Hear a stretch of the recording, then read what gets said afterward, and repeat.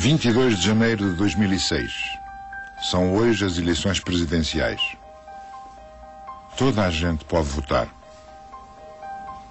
A mesa de voto é presidida pela Ana, estudante universitária de 20 anos. Uma mulher. É habitual e parece simples. Mas demorou décadas e pelo menos uma revolução para chegar aqui.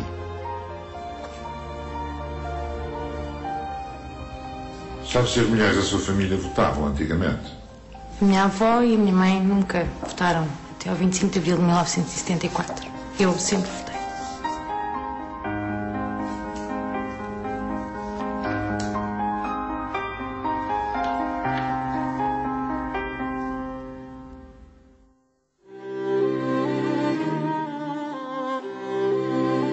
Ana já nasceu em democracia. Para ela, o direito de voto não se discute. Mas nos anos 60, os portugueses não tinham os mesmos direitos que a maior parte dos povos ocidentais. As mulheres tinham ainda menos direitos do que os homens. Quando eu casei, eu ganhava 8 escudos e meu marido ganhava 16. Era sempre assim.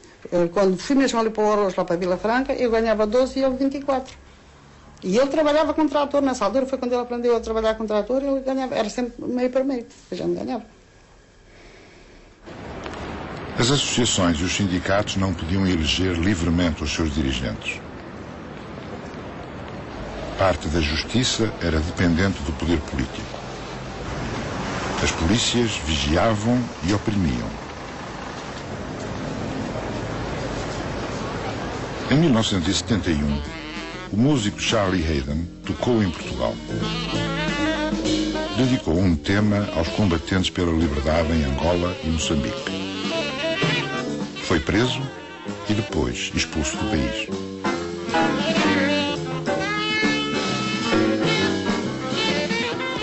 Muito mudou desde então. Os portugueses eram submissos, são hoje cidadãos. Eis o caminho percorrido nestas 4 décadas. Foi neste período que foram, pela primeira vez, consagrados os direitos dos cidadãos, fundadas as liberdades públicas e estabelecida a democracia. O novo sistema político reconhece a todos o direito de cidadania, sem olhar ao nome, ao sexo ou à fortuna. A cada cidadão, um voto, todos iguais perante a lei.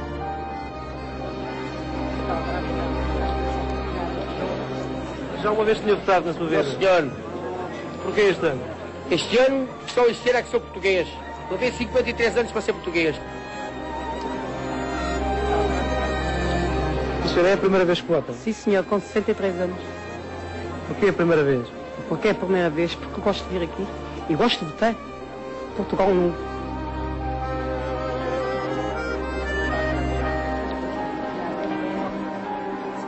Pela primeira vez, a Constituição é aceita por todos.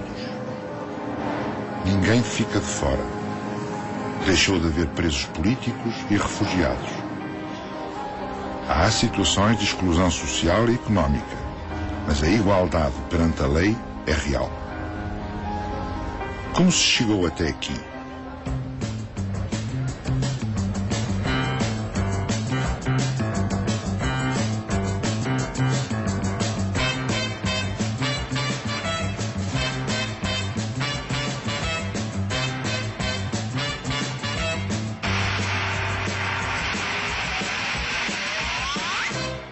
Até à democracia, o regime era fechado e a sociedade controlada. Mas apesar disso, a partir dos anos 60, a mudança infiltrou-se por todas as frestas, nos corações e nas cabeças das pessoas. Imigrantes que partiam e turistas que chegavam mudavam os hábitos e alargavam os horizontes da sociedade portuguesa.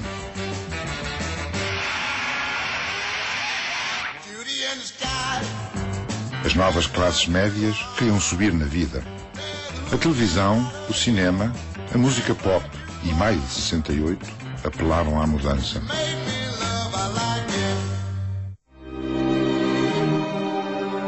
Nas universidades, os estudantes lutavam por liberdade de expressão e associação.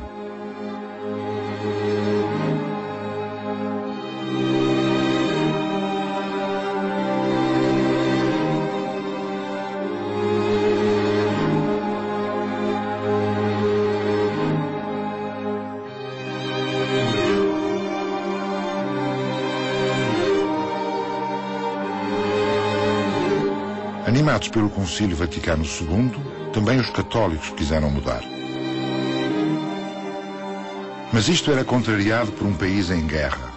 Todos os anos, milhares de jovens partiam para a África e viviam esquecidos por 2 anos os seus projetos. Fazer uma família, comprar casa, viver na cidade, estudar, subir na vida.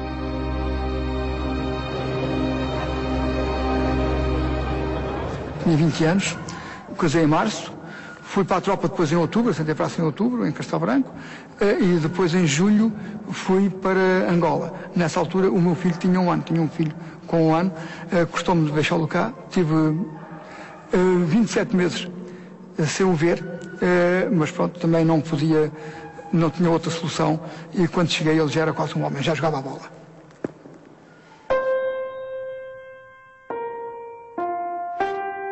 Era muito jovem, não sabia bem ainda o que iria fazer. A única coisa que nós sentíamos é que a guerra ia-nos adiar. O que quer que nós, de facto, pensássemos para o futuro, também as perspectivas de emprego não existiam muito. Falava-se, por exemplo, na possibilidade de emigrar após cumprirem a sua missão. Era no que mais se falava, emigrar, porque não havia, de facto, grandes perspectivas no nosso país.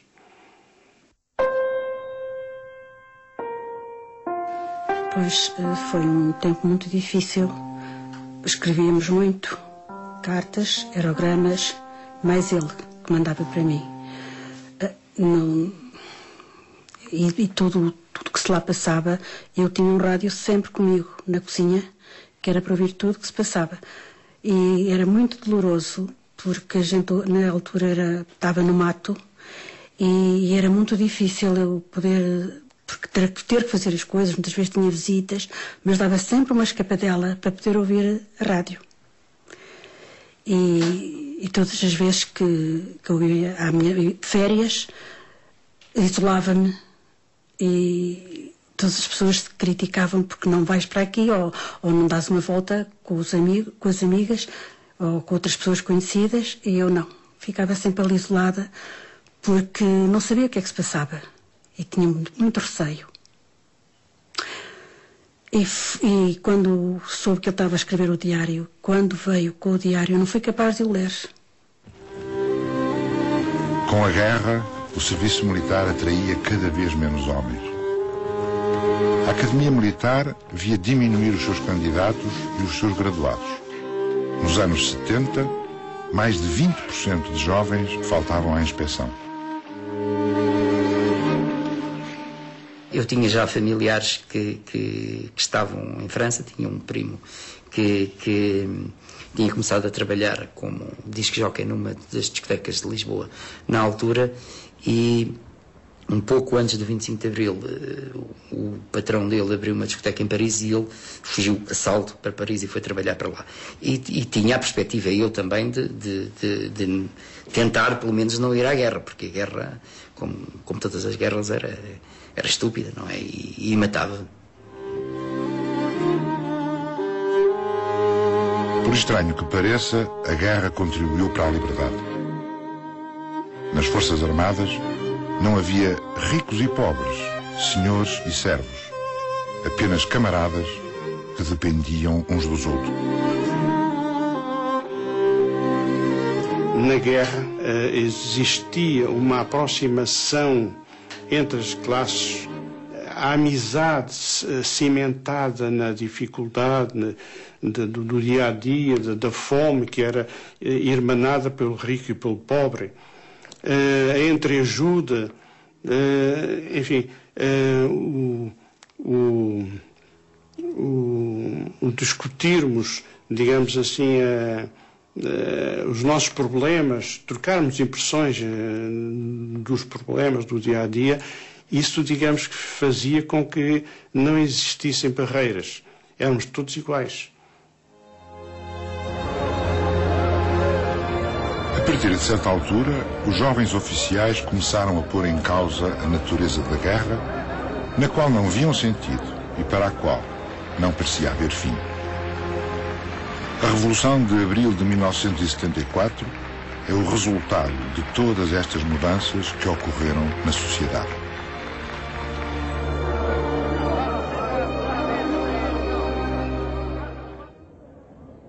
As almas dilaceradas pela dúvida e o negativismo do século. No início da ditadura, Salazar marcou os limites da liberdade. Das grandes certezas. Não discutimos Deus e a virtude. Não discutimos a pátria e a sua história. Não discutimos a autoridade e o seu prestígio. Não discutimos a família e a sua moral. Não discutimos a glória do trabalho e o seu dever. Com a mudança de regime, passou a discutir-se tudo. Mudou a estrutura de poder na sociedade.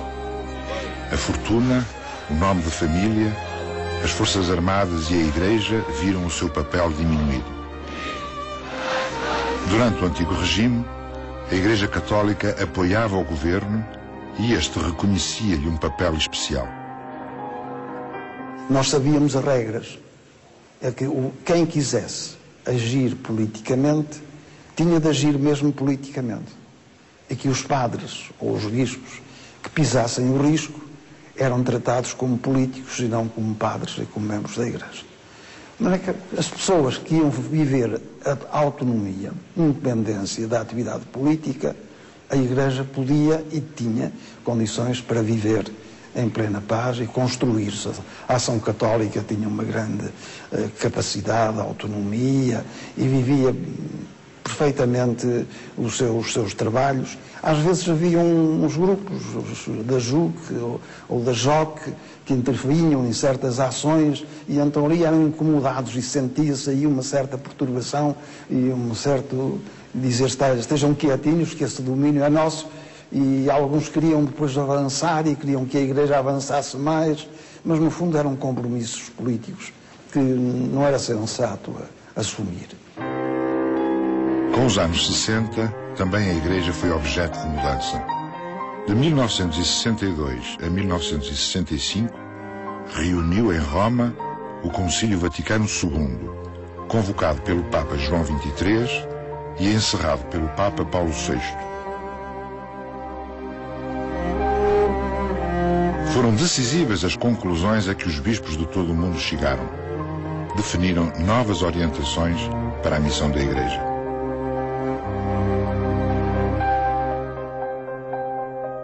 Estávamos em profunda fase, situação de grandes transformações, e as transformações passavam-se fundamentalmente na sociedade global.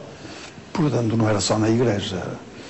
Todos os problemas de cultura estavam muito em insegurança e a refazer-se em muitos aspectos, e a Igreja sentiu a necessidade de se adjornar, como dizia o Papa João XXIII, por fazer um adjornamento, pôr-se em dia com a situação.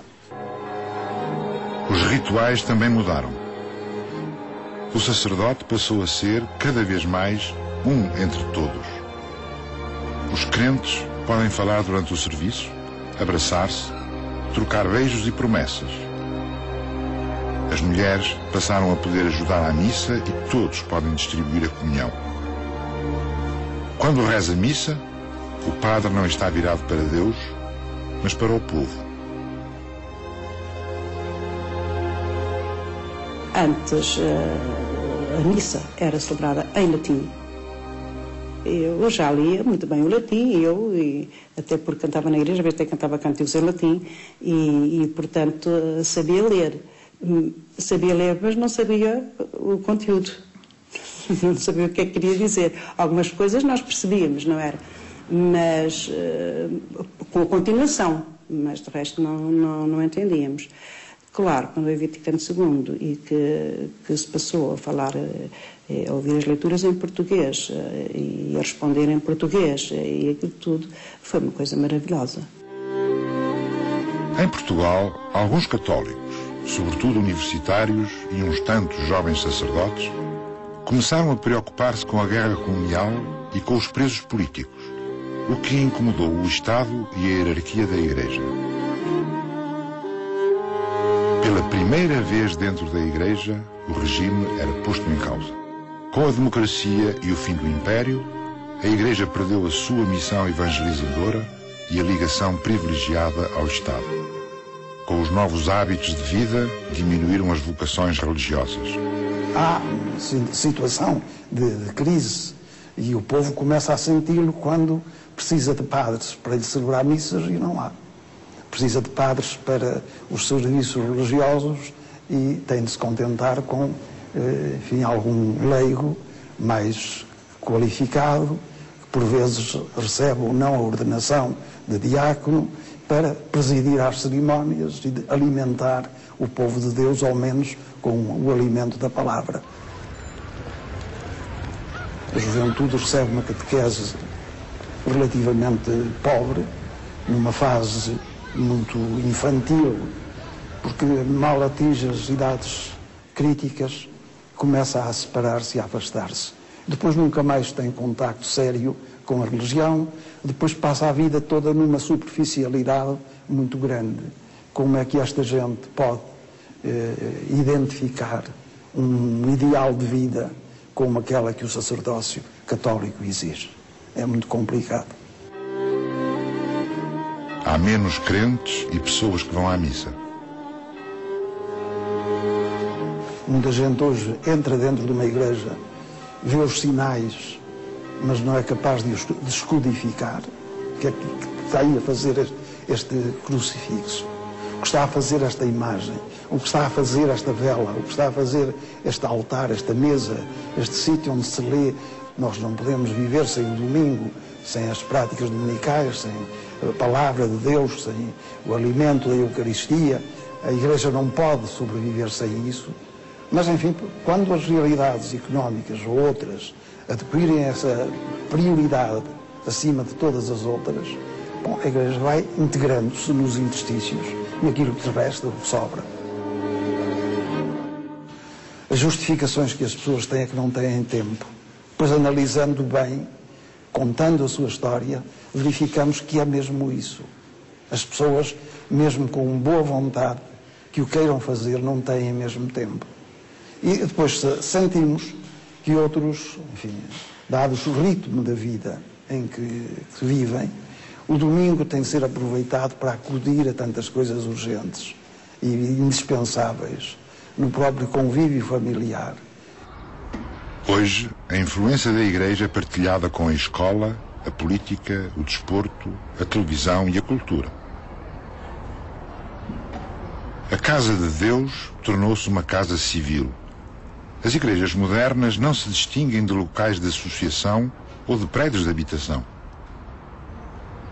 Junto às igrejas, aparecem salas de convívio, ginásios, locais de reunião, bares e refúgios de idosos. Os padres vestem-se cada vez mais à civil e têm um vencimento mensal pago pelo episcopado. A partir dos anos 70, os católicos passaram a ter de conviver com outras religiões e cultos. As Forças Armadas, outro dos pilares do antigo regime, perderam poder, influência e dimensão. A sua organização estava pensada para a defesa do ultramar português. Com o fim do Império, acabou essa missão. As Forças Armadas estavam presentes em todo o país e faziam parte da vida social local. Davam um vencimento, alimentação e estatuto social.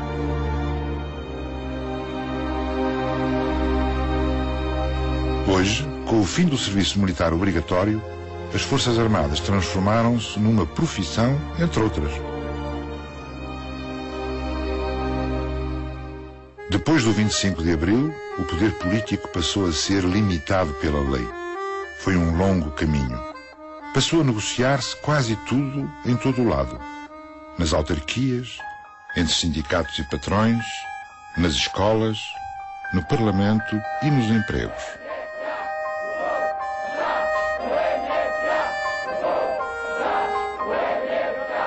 Também as empresas e os grupos económicos, libertos da obediência ao Estado, adquiriram força.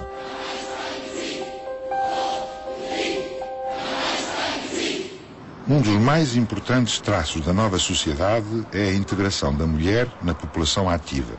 No passado, as mulheres tinham menos direitos do que os homens. A maioria não podia votar. A capacidade eleitoral ativa só foi efetivamente igual para as mulheres e para os homens depois do 25 de Abril. Enfim, tivesse o significado que tinham as eleições antes do 25 de Abril, mas a lei exatamente igual só depois do 25 de Abril.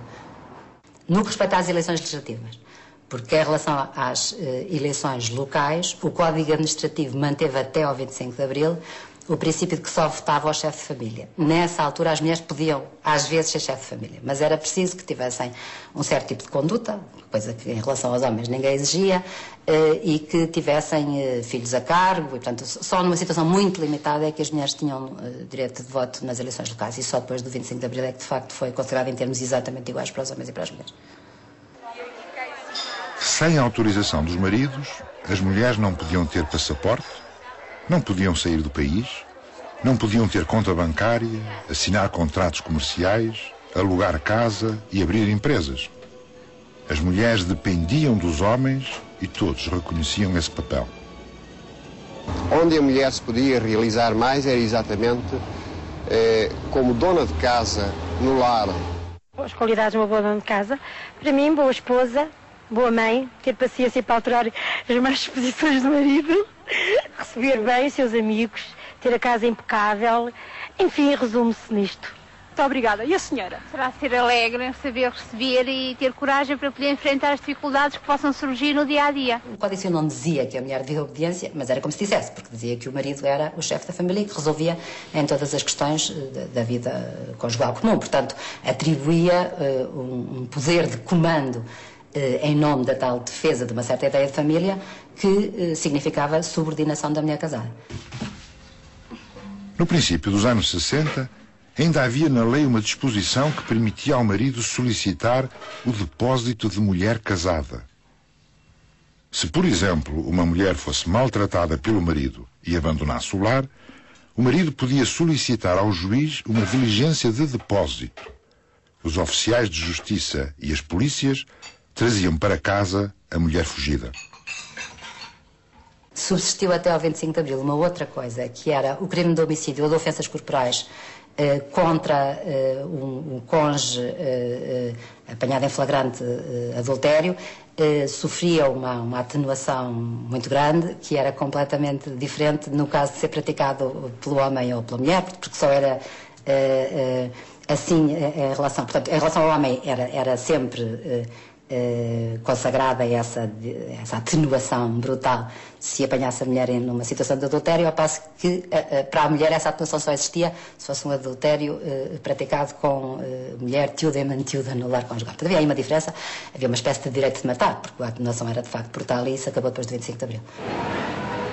Nos anos 60 começou a mudança, com os homens a trabalhar na construção, a viver na imigração ou a cumprir o serviço militar no ultramar, as mulheres tiveram de trabalhar fora de casa. Procurar emprego foi para as mulheres uma situação nova. Mas só com a democracia deixou de haver profissões fechadas às mulheres. Até lá, uma mulher não podia ser diplomata, nem juíza, nem militar.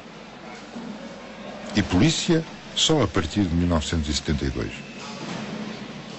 Eu trabalhava na fábrica nessa altura e um dia que venho da fábrica diz-me uma senhora que é a mãe de um afilhado que eu tenho, diz-me assim: olha, está aqui uma coisa mesmo boa para ti. Eu falei: o que é? Para a polícia. Digo assim: para a polícia já. Então fui a Évora, fui lá à polícia saber como é que era e como é que não era e preenchi lá uma ficha. Preenchi a ficha e depois fui chamada a Lisboa para fazer provas. Fui fazer provas a Lisboa, cheguei lá, vi lá 300 e tal mulheres, eu só com a quarta classe aqui da aldeia, ninguém me conhecia, digo assim: bem, isto já está feito. Mas não, depois recebi logo um postal para ir fazer provas, fiz provas, fiquei bem classificada, fiquei em 74. E pronto, depois passado 3 semanas, 4, um mês, não chegou um mês, chamaram-nos para ir para a escola. Fui então para a escola, para o Largo do Calvário, em Alcântara. Fizemos 3 meses de escola, fizemos só 3 meses nesse tempo, não era como agora que é um ano letivo. E pronto, e depois lá fiquei.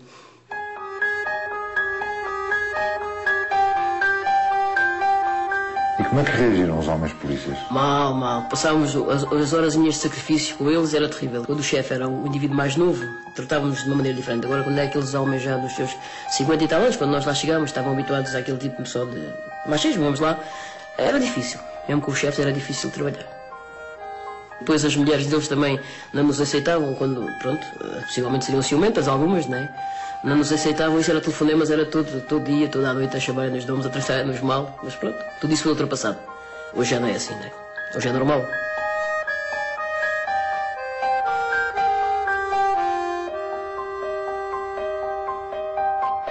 Desde 72, em que eu fui para a polícia, até à altura agora em que eu saí em 2001, 2002, a mentalidade é diferente, o comportamento deles são diferente, tudo mudou.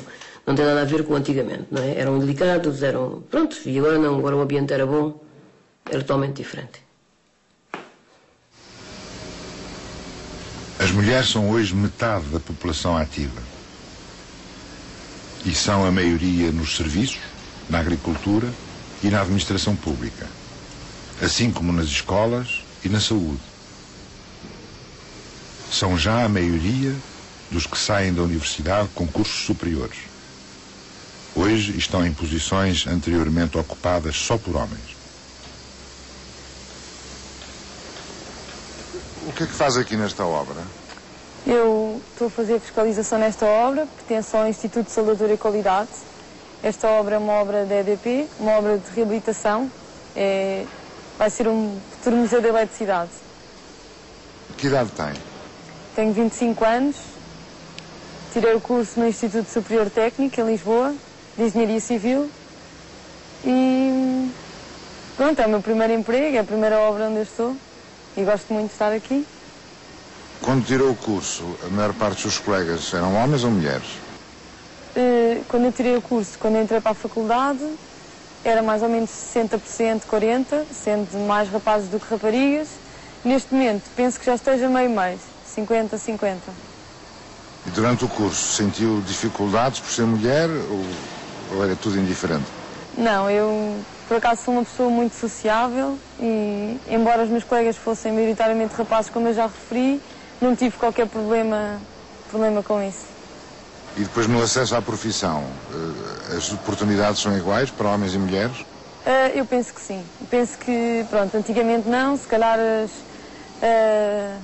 as pessoas do sexo feminino tinham mais tendência para as letras, para as profissões de direito, psicologia. Hoje em dia não, eu acho que a sociedade já evoluiu nesse sentido e hoje há mais oportunidades para as mulheres nos cursos técnicos. Aliás, a mentalidade mesmo evoluiu nesse sentido. Mas aqui à volta na obra, trabalha sobretudo com homens. Sim, nesta obra, como em qualquer outra obra, a maior parte das pessoas são homens, não é? Mas só tenho uma engenheira, minha colega, mas pronto, eu vivo bem com isso, acho que não há problema nenhum, acho que os homens têm exatamente as mesmas oportunidades que as mulheres.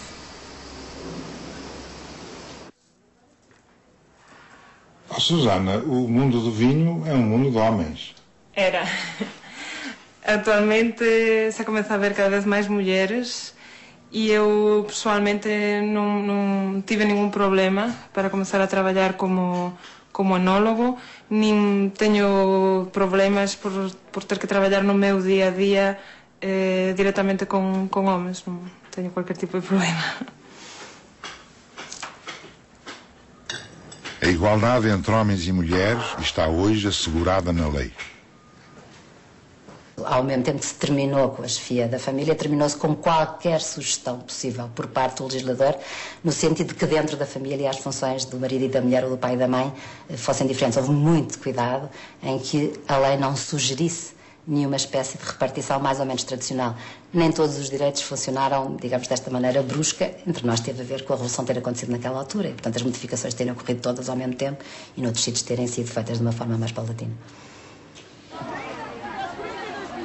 Mas nem sempre esta igualdade é real.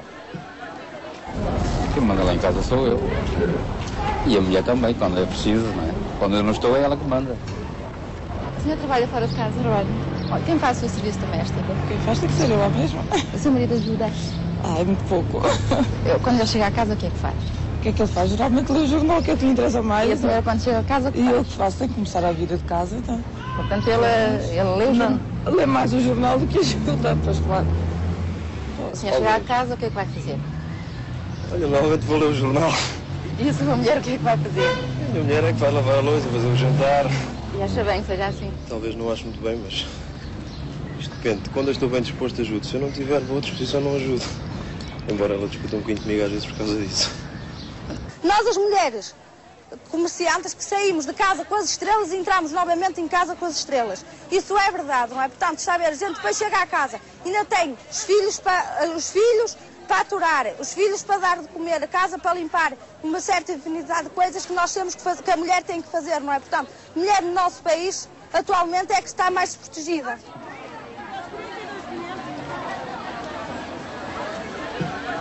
As leis têm um poder razoável, mas limitado. O que tem verdadeiramente poder é as pessoas convencerem-se que as coisas devem ser de outra maneira. E isso leva muito mais tempo, sabe? Quando eu participei muito nas alterações legais que ocorreram a seguir ao 25 de Abril e na altura tinha muitas ilusões sobre o que é que podia mudar se o legislador, em vez de dizer que o papel da mulher era um determinado, dissesse outra coisa. E hoje percebo que isto é mais difícil. Em todo caso, enfim, há um progresso enorme desde que as leis foram modificadas. Portanto, leva tempo, mas acontece. Muitas vezes, as maneiras de pensar e os preconceitos sobrepõem-se à própria lei. Em 2004, por exemplo, o Supremo Tribunal de Justiça diminuiu a pena a um homem que estrangulou a mulher. Os juízes consideraram como atenuantes para o crime o facto de a vítima ter feito levantamentos bancários, ter deixado esturricar a comida, chegar a casa à noite ou sair para ir tomar café sem avisar. Continuam a existir territórios masculinos reservados, geralmente os cargos mais importantes, na economia, na política e na religião. Basta olhar para os conselhos de administração de grandes empresas e para os governos.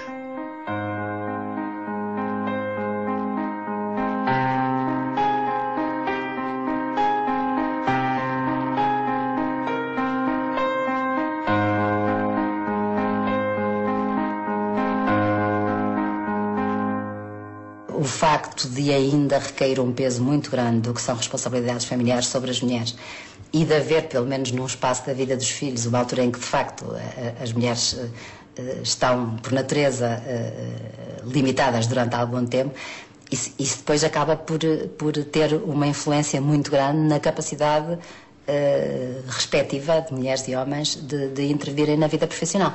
E, portanto, encontra nas universidades, enfim, uma percentagem muito elevada de mulheres, encontra na base das profissões um número muito elevado de mulheres, às vezes entradas não muito diferentes, embora a maternidade atual ou potencial tenha sempre alguma intervenção. E depois, a partir de certa altura, se as mulheres optarem por uma vida profissional apenas, as coisas são mais fáceis, mas se querem ter uma vida familiar semelhante, ainda há uma desigualdade muito grande entre as mulheres e os homens. É por isso que eu acho que a questão da acumulação de responsabilidades e a admissão de que a sociedade tem interesse em que isso se faça de uma maneira harmoniosa para os homens e para as mulheres é muito importante para o Estatuto das Mulheres ainda hoje. E de facto, encontra nos graus superiores em muitas profissões uma ainda quase ausência de mulheres, para já não falar na vida política, em que isso é particularmente evidente. Nunca senti que, em relação a mim, houvesse algum preconceito pelo facto de ser mulher. Não sinto nada disso. Ainda naquele mundo que ainda é um mundo de homens, não sinto isso. Sinto que olham para mim com a mesma objetividade e que exigem de mim o mesmo que exigiriam de um colega meu se ele fosse homem. Agora, o que eu acho é que mais facilmente um homem consegue, com menos dificuldade, e passo o pleonasmo, com menos dificuldade, subir no mundo da advocacia do que uma mulher.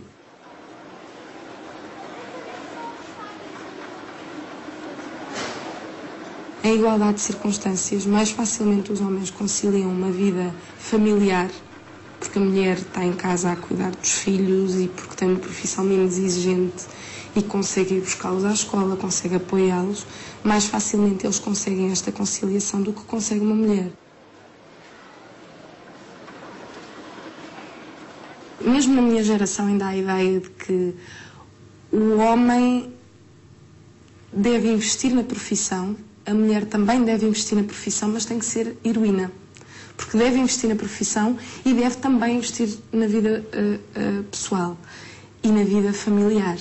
A mulher deve cuidar de si, deve ir ao cabeleireiro, deve ir dar depilação, deve fazer as unhas, deve dar atenção ao marido, porque se não der atenção ao marido, depois está justificado o facto do marido não lhe dar atenção a ela.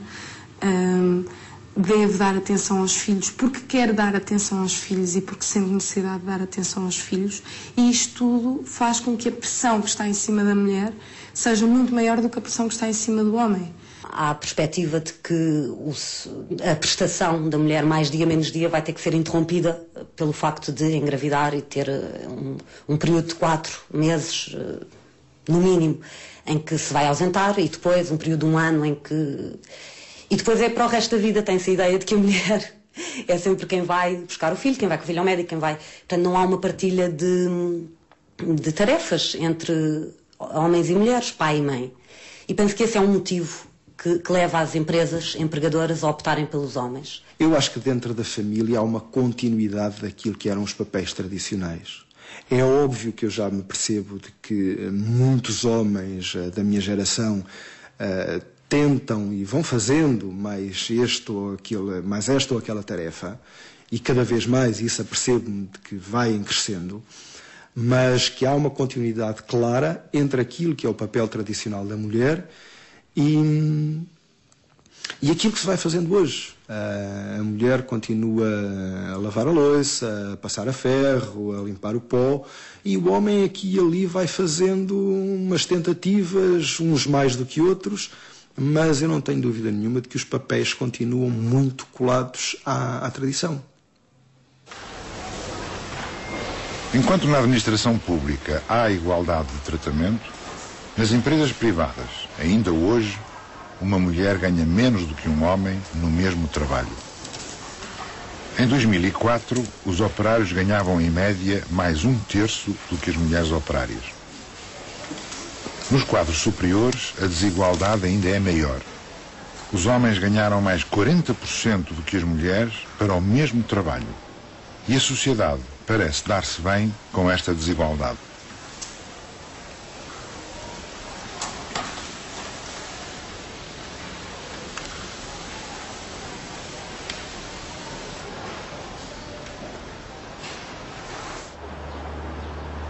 Na família, a mulher tem uma dupla atividade.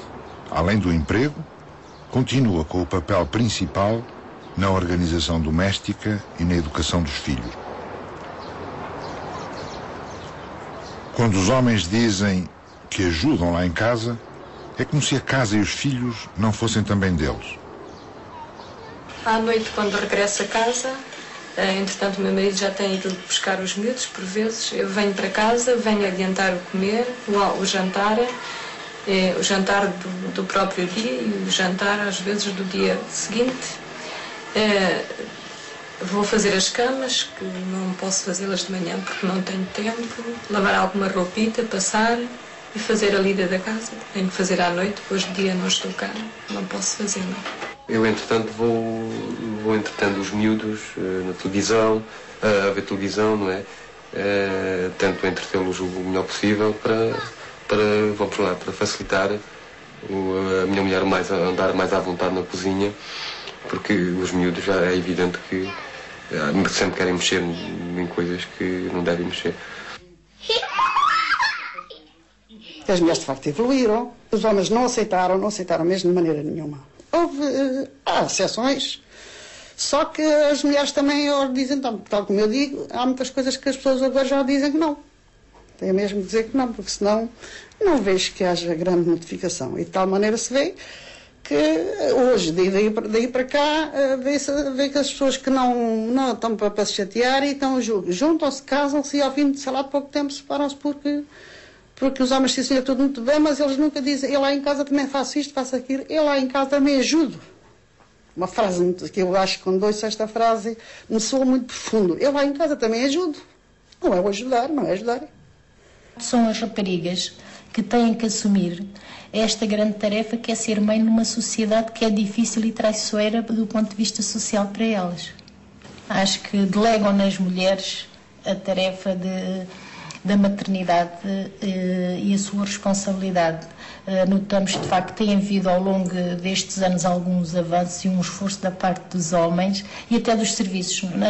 A nossa consulta faz muita questão que eles estejam presentes, que venham e que participem nesta tarefa da gravidez e da maternidade. E temos visto, de facto, uma evolução ao longo destes anos todos, mas pensamos que ainda não é suficiente. Repare, todas estas coisas, até do controle da natalidade, que foi aí que começou, como do planeamento familiar e agora a saúde sexual e reprodutiva, começaram em prol das mulheres, exatamente porque as mulheres eram as grandes vítimas em termos sociais e em termos físicos, eram elas que adoeciam ou que morriam de partos prolongados, de abortos inseguros, e portanto tudo isto se montou exatamente para as mulheres terem uma qualidade de vida melhor e conseguiu-se. Agora, o que acontece é que realmente todo este universo feminino que se foi adaptando, e não sei se reparou que, por exemplo, nós aqui somos todas técnicas, não há um técnico, não há um homem neste, e se calhar faz falta. Portanto, tudo isto distanciou os homens que acabam por não se sentir bem num ambiente que se calhar é muito feito à imagem das mulheres, que nós quando fazemos um folheto pensamos nelas e pensamos que elas gostariam das coisas assim, e pergunta-se muitas vezes aos homens sozinhos como é que eles encaram a gravidez da companheira, o que é para eles ser pai, o que é que para eles pôr um preservativo, por exemplo, porque é evidente que até nisto é diferente nós estarmos a falar de alguma coisa de que nós também tenhamos a experiência ou de uma coisa que não tenhamos. E eu penso que realmente uma das coisas importantes era começar a ouvir o que é que os homens e os rapazes dizem destas questões, quais é que são os seus sentimentos acerca disto, sabendo que é mais difícil para os rapazes e para os homens falar dos seus sentimentos. Por exemplo, há já países onde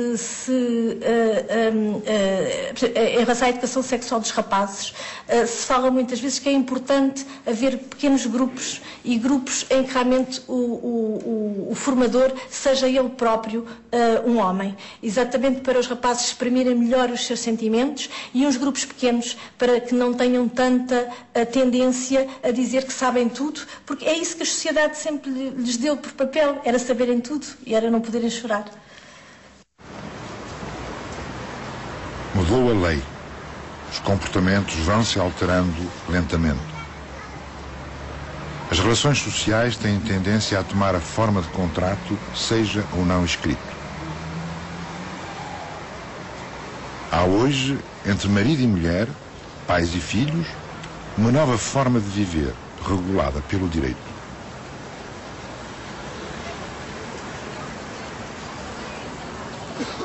Todos têm hoje mais consciência dos seus direitos. Quem manda tem de os reconhecer. Já não há só poder absoluto e submissão.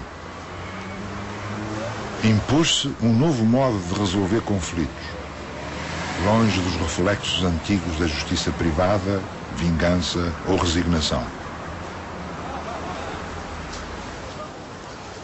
A maneira moderna de defender os seus direitos leva os cidadãos a recorrer cada vez mais à justiça. Desde 1960, tudo aumentou na justiça. Havia 260 mil novos processos por ano. Hoje há 4 vezes mais. Havia 200 tribunais. Hoje há o dobro.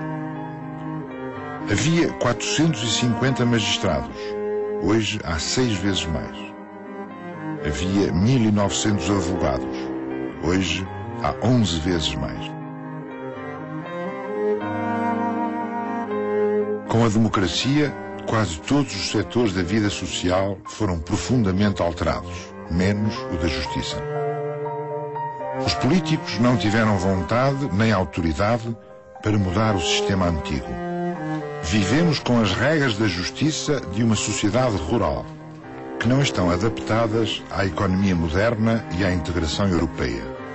Quem governa e faz as leis são, na maioria, juristas e advogados, que assim defendem os seus interesses. Deste modo, o sistema não se reforma. Hoje, os tribunais demoram muito tempo a resolver os processos, muito mais do que noutros países da Europa. É frequente um queixoso ou uma vítima esperar 5 ou mais anos pela resolução dos seus casos. Em 1995, um jovem que estava internado numa clínica de doenças mentais em Sintra atirou-se de uma janela de um segundo andar e ficou em coma. Ficou em coma, a mãe dele, como representante, intentou uma ação nesse mesmo ano de 95 contra a clínica e contra o seu diretor, pedindo acesso ao dossiê clínico. Na altura só se pretendia ter acesso para saber o que é que estava a ser medicado, como é que as coisas estavam a ocorrer, para se poder compreender melhor o que tinha acontecido. Esse processo foi intentado em 95 e basta dizer que até esta data ainda não recebemos o dossiê clínico. Em 97, 2 anos após ter intentado esse processo, intentei um processo então principal, um processo para ser condenado à clínica e esse médico, o diretor clínico, a indemnizarem o jovem por aquilo que tinha acontecido, porque entendíamos que havia uma grave negligência na existência de uma clínica para doentes mentais, com janelas acessíveis a um segundo andar, sendo que ele estava num estado depressivo e, portanto, deviam ter tido a cautela de evitar ou o acesso, ou do acesso ser condicionado com grades ou qualquer outro tipo qualquer outro meio. Bom, essa ação entrou em 97 e até esta data não tivemos uma decisão, não tivemos sequer o julgamento de primeira instância. Mas o que é mais impressionante é que, intentado em 97, em 2000 morreu o jovem, portanto tivemos de intentar um processo de habilitação para a mãe passar a poder representá-lo. Em 2001 queixei-me ao Conselho Superior de Magistratura do andamento do processo e o Conselho não conseguiu dar andamento nenhum e limitou-se a informar-me aquilo que eu já sabia, que o processo estava a andar lentamente. Em 2003 morreu o médico diretor da clínica e estamos em 2005 e o julgamento ainda não se fez. Nem recebemos os documentos do processo clínico no primeiro, nem o julgamento na primeira instância, no Tribunal de Primeira Instância, se fez até esta data.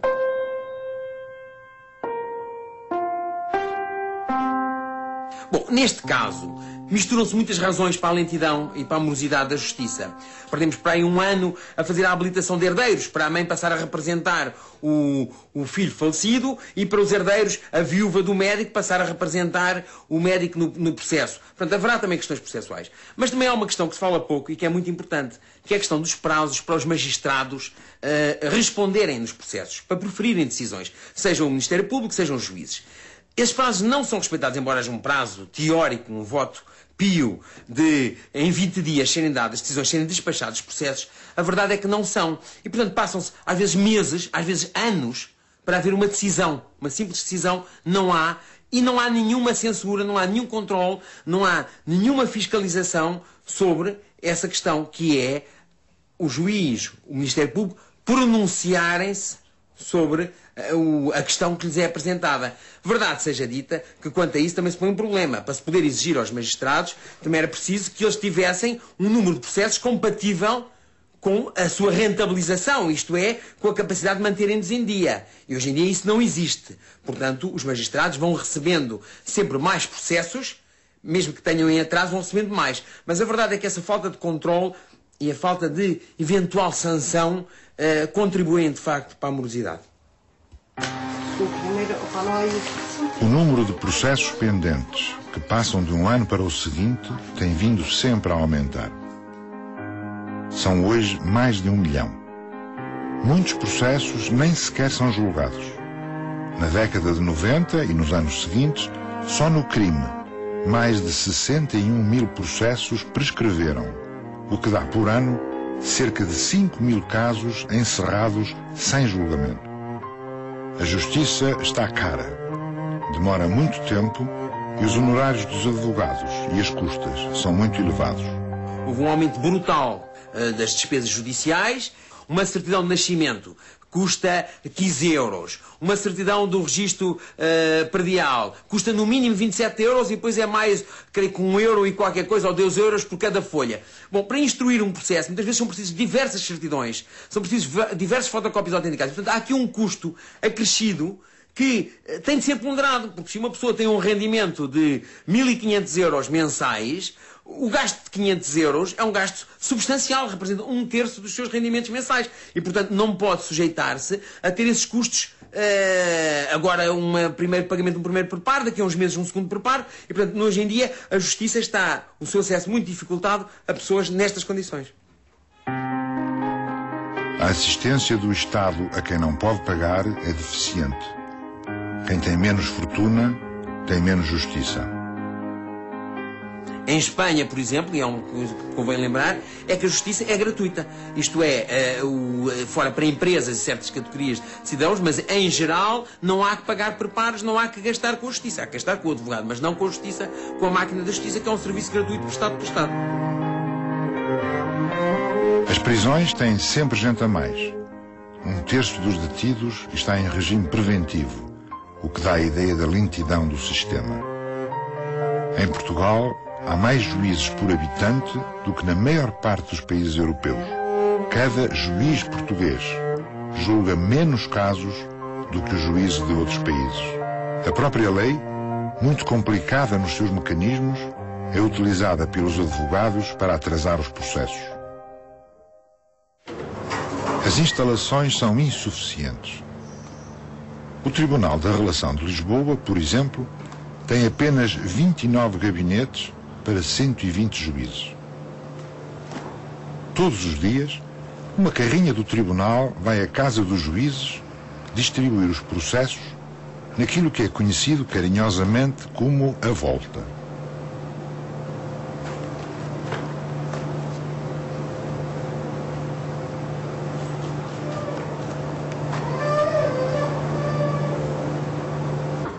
Por exemplo, à sexta-feira, a volta começa no Barreiro, vai à Moita, segue para o Montijo, passa por Vila Franca de Xira, Torres Vedras, Caldas da Rainha e termina em Alcobaça. De regresso ao tribunal, a carrinha recolhe os processos já resolvidos.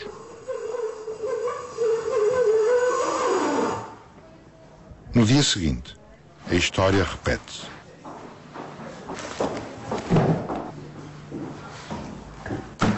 É assim o dia-a-dia deste Tribunal Superior. Este sistema de justiça está, em grande parte, entregue a si próprio. As greves dos magistrados são sinal evidente de crise. Magistrados, advogados e oficiais têm muito poder. A justiça funciona mal. Como é evidente, as empresas não podem contar com uma cobrança rápida dos seus créditos, não podem resolver os problemas rapidamente, não podem investir, nem podem planear. Mas assim como se passa com as empresas, passa-se com o cidadão na sua vida individual e particular. Porque quando o cidadão sabe que, por exemplo, tem um inquilino que não paga a renda, mas sabe que se for para o tribunal vai levar 3 anos para o tirar, se calhar é capaz de chegar a um acordo com o inquilino de ainda lhe pagar para ele sair. Bom, isto perverte totalmente as relações sociais, humanas e morais, porque cria, digamos, vulgariza e legitima o golpe. Porquê? Porque o sistema cria formas de fugir ao seu funcionamento que são, no fundo, benefícios para o infrator. E este sistema está institucionalizado.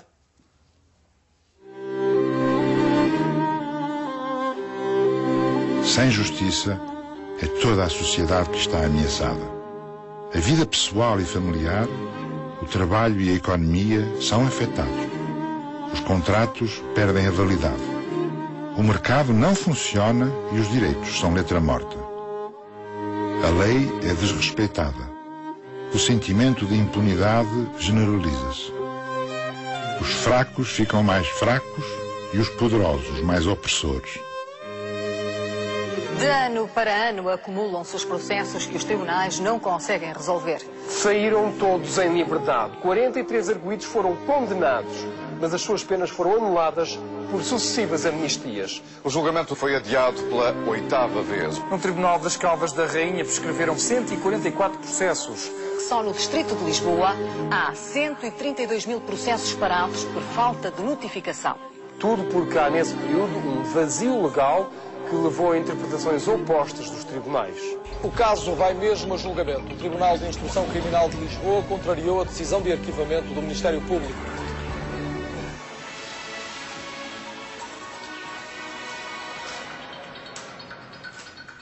Começou o julgamento do caso das 2 crianças que morreram nas obras da Ponte Vasco da Gama. Mais de 6 anos depois dos acontecimentos, 9 responsáveis da Lusoponte e da Nova Ponte respondem em tribunal por violação das normas de segurança. Os arguidos incorrem numa pena que pode ir até aos 8 anos de prisão.